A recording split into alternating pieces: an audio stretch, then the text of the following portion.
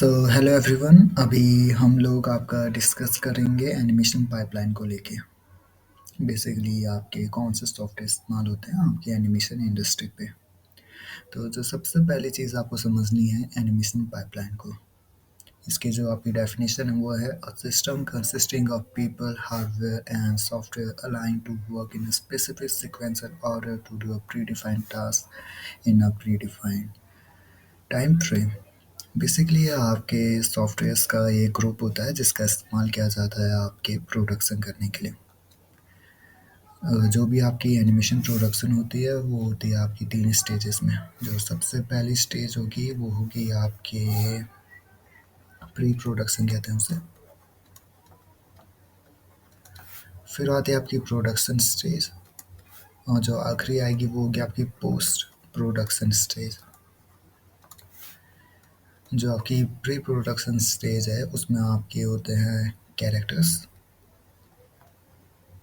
And story design, concept art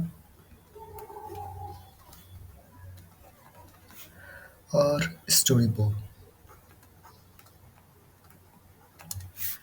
production की stage पे आपका मेनली आएगा 2D या 3D एसेट क्रिएशन।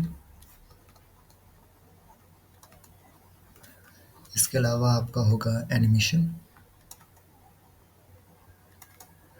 अब आप कौन सी एनिमेशन कर रहे हैं उसके ऊपर डिपेंड करता है और फाइनल होगा। और इसी बीच आपका जो पूरा एनिमेशन होता है ये आपका किया जाता है एक रफ ऑडियो के साथ,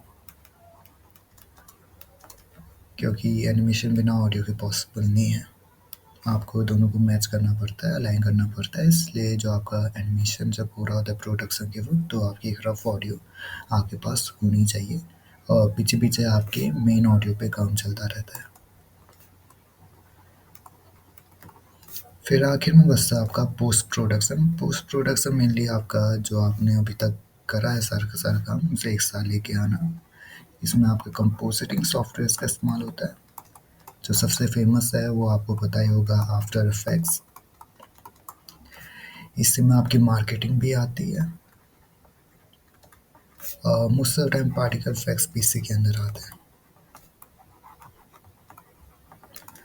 तो जो आपके ये एनिमेशन पाइपलाइन इन सारी स्टेजेस पे इस्तेमाल होने वाले सॉफ्टवेयर के जो ग्रुप होते हैं उसको कहा जाता है।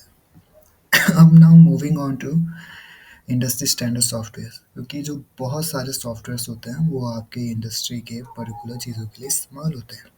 आपके हर सॉफ्टवेयर इंडस्ट्री पे इस्तेमाल नहीं होता है, चाहे वो कितना भी अच्छा क्यों ना हो।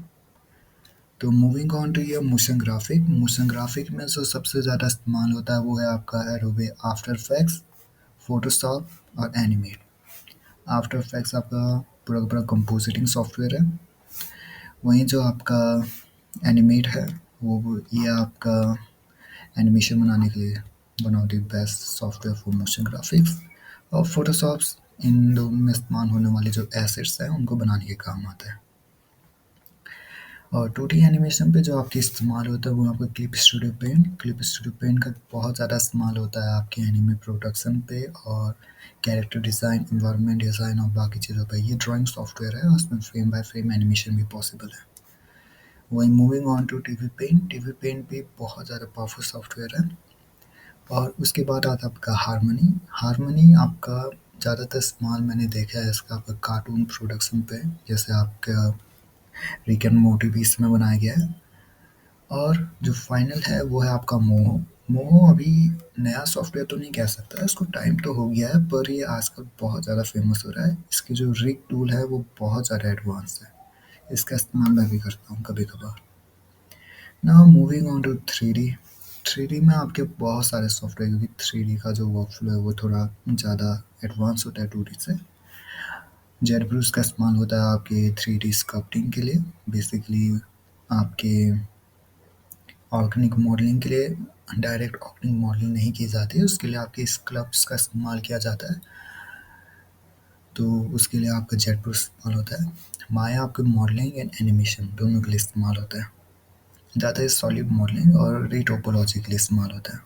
सब्सटेंस पेंटर का जो ज़्यादा इस्तेमाल होता है वो होता है आपके टेक्सचरिंग के लिए, और हुडिनी का इस्तेमाल होता है आपके पार्टिकल इफेक्ट्स, और न्यूक का इस्तेमाल होता है आपके कंपोजिटिंग, और वीआरए और अनरियल इंजन ये दोनों आपके रेंडर सॉफ्टवेयर हैं, बेसिकली रेंडर और लाइटनिंग देखने के लिए। अब इंडस्ट्री स्टैंडर्ड सॉफ्टवेयर के बाद जो आपके हमारे पास ओपन सोर्स का भी एग्जांपल है, तो ओपन सोर्स में जो सबसे पहला सॉफ्टवेयर वो है ब्लेंडर।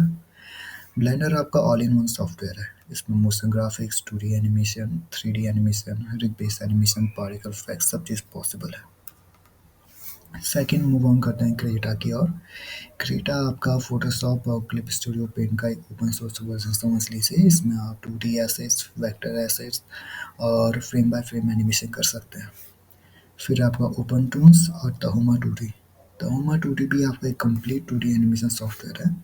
ये दोनों सेम ही सोर्स कोड के हैं। बेसिकली तहुमा ओपन टूल्स का ही एक फ्रेगमेंटेड वर्जन है, और इनका जो इंटरफेस है वो बहुत ज़्यादा मिलता जुलता है आपकी टीवी पेंट और हारमनी से। और जो आखिरी बचता है वो आपका सिम्फिक स्टूडियो। सिम्फिक स्टूडियो है वो आपका 2D रिग एनिमेशन सॉफ्टवेयर है। बेसिकली ओपन सोर्स में सबसे ज़्यादा powerful 2D rig animation software Synfig studio ही है। तो डिपेंड करता है कि कौन सा सॉफ्टवेयर इस्तेमाल करना है, वो आपके वर्क फ्लो के ऊपर और आपको जॉब चाहिए इसके ऊपर। अगर आपको जॉब चाहिए तो मैं आपको सीधे कहूँगा कि आपको इंडस्ट्री स्टैंडर्ड सॉफ्टवेयर्स के साथ जाना चाहिए। अपने डिफाइंड फील्ड्स पे अगर 3D पे हो तो पर्टिकुलर सॉफ्टवेयर्स को चूज़ करिए, 2D पे पर्टिकुलर और मोशन ग्राफिक्स पे पर्टिकुलर। पर वहीं अगर आपको खुद के इंडी प्रोजेक्ट्स पे काम करना है तो ओपन सोर्स सॉफ्टवेयर ज़्यादा बेटर सब्स्टिट्यूट रहेंगे, क्योंकि इन पे आपको लाइसेंसिंग की कोई चिंता नहीं रहती और इसको आप आराम से अपने हिसाब से भी एडजस्ट कर सकते हैं अगर आपका थोड़ा कोडिंग बैकग्राउंड है तो। Thanks for all watching this video.